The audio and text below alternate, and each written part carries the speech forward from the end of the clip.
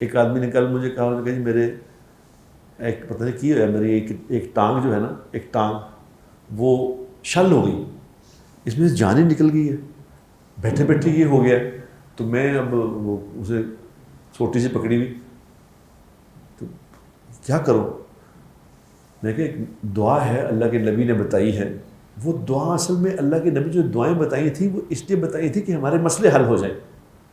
اللہ کے نبی نے میں کہ ایک اینٹی بایوٹک دی تھی، وہ آپ لے لیں. انہوں نے کہا کیا؟ میں کہا یہ صبح شام 3 دفعہ پڑھا کرو، اللہم عافنی فی بدنی، اللہم عافنی فی سمعی، اللہم عافنی فی بصری، لا الہ الا انت.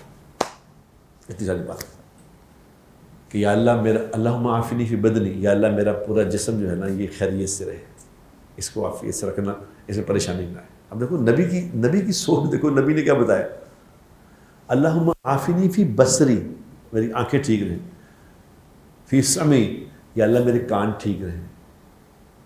کان سننے بند کر دیں گے تو کیا ہوگا؟ آنکھ دیکھنی بند کر دیں گے تو کیا ہوگا؟ اور ساتھ ہی کیا، لا الہ الا انت، یا اللہ تیرے سوا کوئی نہیں کر سکتا. یہ بڑے دیکھو دعا، نبی کی دعا سنو.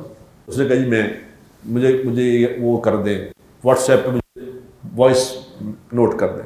تو میں نے وائس میسج کر دیا، میں کہا جی یہ پڑھیں انشاءاللہ تعالیٰ آپ کی ٹانگ اللہ نے چاہا تو ٹھیک ہو جائے گی. لیکن میں نے اسے کہا، میں کہا جی آپ نماز کا کیا صورت حال ہے، نماز پڑھتے ہیں؟ اس نے کہا جی نماز میں تو کمزوری ہے، نماز تو نہیں پڑھتے.